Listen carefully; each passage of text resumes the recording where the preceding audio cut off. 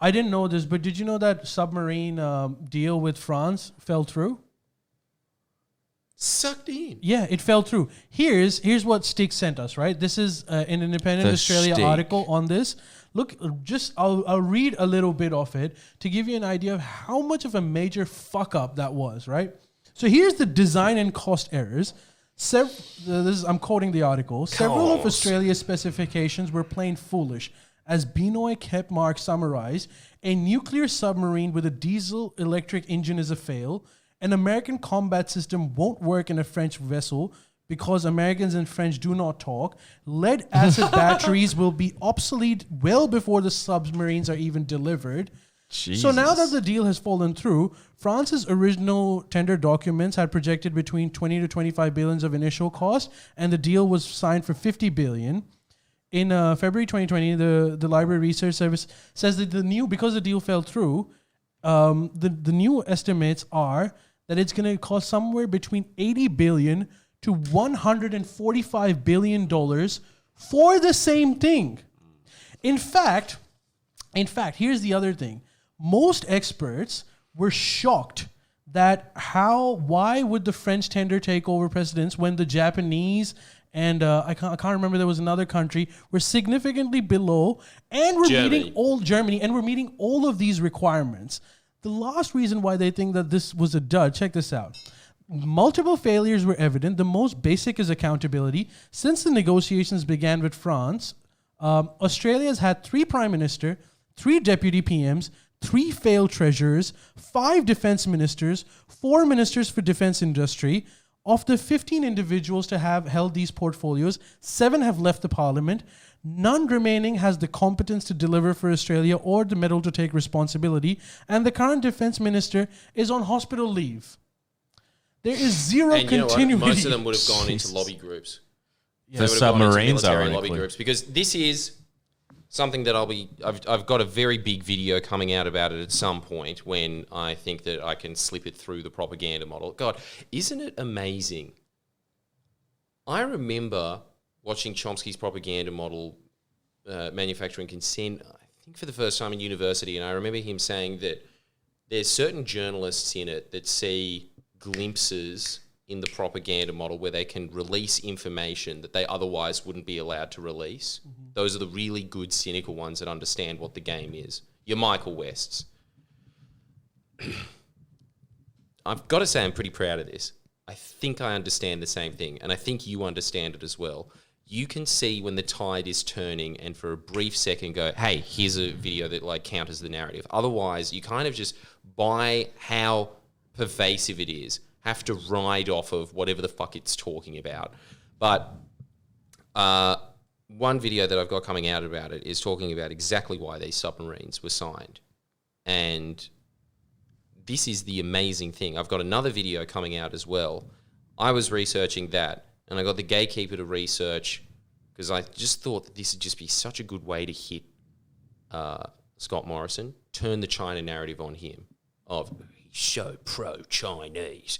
When you look at it, when you look at the facts, he's extremely pro-Chinese. He has sold so many assets to the Chinese, this man that's tough on China.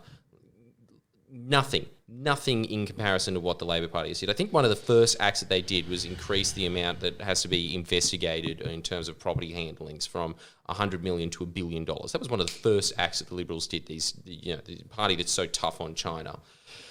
I'm telling you, it is the 1984 thing of, are these countries even at war? The countries that they're constantly professing that they're hating each other, and you never even know it in the book. And there's this perpetual kind of... I love that concept, that there's just this little professionalised war of these teeny specialised forces that they film to make it look like something big is happening, when in reality it really isn't. And I honestly think, to a large extent, that is what is happening in the South China Sea, because it just... really feeds into the narrative that America needs for its propaganda, what Australia needs for its propaganda, what the Philippines needs, what America needs, what the Vietnamese needs. It's not going to be exactly the same as in 1984, where it's a complete ruse, but it's definitely an opportunity that they can take advantage of. Just like in 9/11, after the planes hit, they used that as an excuse to invade Iraq. I think the same thing is happening. But one of the main things that I was looking into was the lobby group ASPI, and God what they have done. What they are glorified weapon salesmen. They are pretty much... Panthera. Why? They will take this out. They'll take anything out of it. They're just I evil would people. caution you, keep that for your main video. I really... This pretty... You know how much I love that point, but keep that for your main video. All right, I'll just give the general point then. Panthera. Regardless of whether you agree that China is a big threat or not, you know Ali and I's position, and then we obviously, just to balance it out, have the most profound, expert of our times on foreign policy, Miss Abel. You get so much support whenever this happens. People love Miss Love in these situations. Because they think we've sold our... I don't know. They probably think that we're getting money from China or something. And the unions and Get Up. And all of that shit. shit. Both of you. All of that shit. But when Miss Love is like, but hold on a minute. Are we sure that we want to be friends with a country that's national flag is red? Are we sure we want to do that, guys? Of course, Labour would. Yeah, unionists. But regardless of whether you think that they're an existential threat to Australia or not, I'll tell you who doesn't. Scott Morrison. By his actions, he is selling off a bundle of Australia's assets to the Chinese. And it's not just the Chinese, it's any foreign company that wants it. They'll give it to him. While he's doing that, he is ramping up the debt in Australia to hundreds of billions of dollars to buy things like these submarines. How are they doing it? Because they're constantly keeping this idea that China's going to invade any day, running through the press so that nobody questions why military expenditure doubled and will soon quadruple. Nobody's asking that question. We need guns. And what are we buying? Yeah, but what guns are we buying? Do we need guns from the 80s? Well, they're that's retro. What we're buying. And why? Because this lobby group has so much influence on Canberra that it can walk in and say to submarines, when I was writing this was a video that's just in the works. It's just in the can for like another time. At that time, it was $60 billion. But the German subs were better in every way, and they were ready to go. We would have had subs in 2013. They probably already need to be replaced now, but they were $10 billion. Now we're up to, what, $145 billion? $145 is the new one. Really? $145 billion for submarines that still don't exist. And let's not forget that not only is it $145 billion, but the submarine delivery is really late. So let's just hope China doesn't attack us anytime in the next because let's 10 be honest, years. we're spending $145 billion to defend ourselves from China with invisible submarines. Yeah, invisible submarine. Fuck. I think that's going to really help in a country that has 1.3 billion people, don't you? Yeah.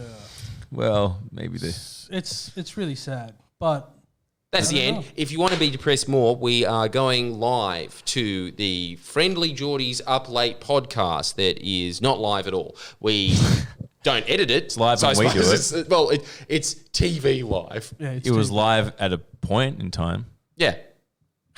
For who? For us. Well, yeah, it'll be live for us. That's what we're saying. Thank you so much for watching. If you want Up Late exclusive content, you know where to go. Friendly Geordies podcast. Stories coming.